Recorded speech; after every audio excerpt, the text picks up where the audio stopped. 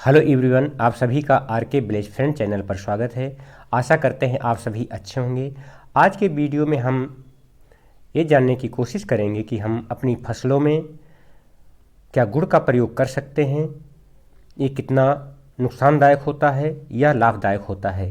तो इस वीडियो में हम पूरी जानकारी इसके बारे में प्रदान करेंगे, इसलिए वीडियो को प्रारंभ से अंत तक देखिए और साथ में चैनल को यदि सब्सक्राइब नहीं किया तो सब्सक्राइब कर लीजिए। साथ में नोटिफिकेशन बेल को ऑल पर कर दीजिए, जिससे खेती किसानी से जितनी भी वीडियो इस चैनल पर डाली जाएं आपको समय से प्राप्त होती रहें, क्योंकि इस चैनल पर खेती किसानी से संबंधित वीडियो आती रहती हैं। गन्ने से बनने वाला जो गुड़ है, इसका प्रयोग हम खाने के लिए विशेष तौर से करते हैं और एक पूर्णतः जैविक होता है, जबकि हम जो चीनी बनती है गन्ने से वो हमारे लिए काफ़ी नुकसानदायक होती है। तो ये हमारी फसलों के लिए, हमारे पौधों के लिए और हमारी बागवानी के लिए कितना उपयोगी है, तो ये हम जानेंगे। गुड़ में कई प्रकार के पौष्टिक खनिज पदार्थ तथा पोषक तत्व पाए जाते हैं जो हमारी शरीर के लिए बहुत ही आवश्यक होते हैं। उसी तरीके से हमारी फसलों के लिए भी कई पोषक तत्वों की ज़रूरत होती है जो कि गुड़ के द्वारा प्राप्त हो जाती है, जिसमें सबसे पहला है प्रोटीन, जो कि हमारे पौधों को भी प्रोटीन की आवश्यकता होती है।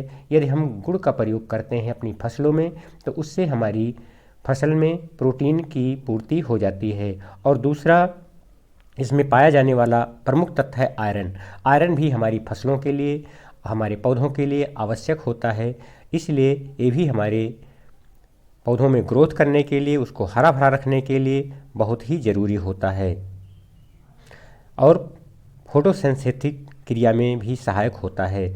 और अगला इसमें जो पाया जाने वाला पोषक तत्व है मैग्नीशियम। मैग्नीशियम के द्वारा हमारे पौधे वृद्धि करते हैं और हरे भरे बने रहते हैं। और इसके अलावा गुड़ में पाया जाता है पोटेशियम।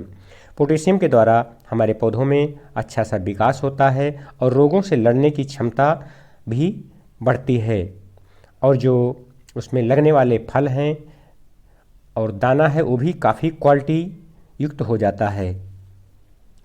और इसी के साथ में ही काफ़ी सूक्ष्म पोषक तत्व के रूप में निकिल, कोबाल्ट तथा विटामिन भी हमारे गुड़ में पाए जाते हैं, जो कि पौधों के लिए भी वो उपयोगी साबित हो जाते हैं। और साथ में गुड़ का जब हम प्रयोग करते हैं, जो हमारी मिट्टी के लिए आवश्यक जीवाणु होते हैं उनकी संख्या में वृद्धि हो जाती है।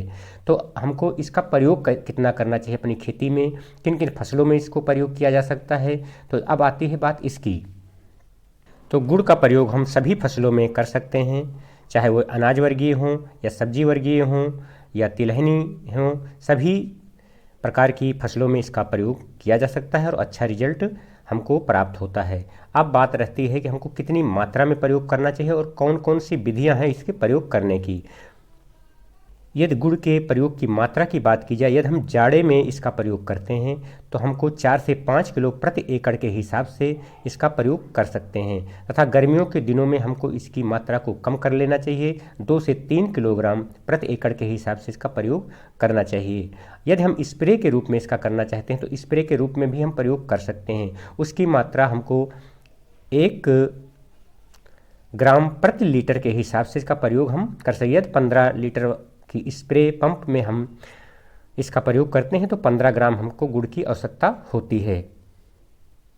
तो ये तो हो गई मात्रा, हमको कितनी मात्रा में प्रयोग करना चाहिए। अब प्रयोग करने की कौन सी विधियां हैं, किस तरीके से इसका प्रयोग करना चाहिए। तो इसको हम मिट्टी में भी प्रयोग कर सकते हैं, लेकिन मिट्टी में प्रयोग करने के लिए भी हमको इसको घोल करके ही प्रयोग करना चाहिए।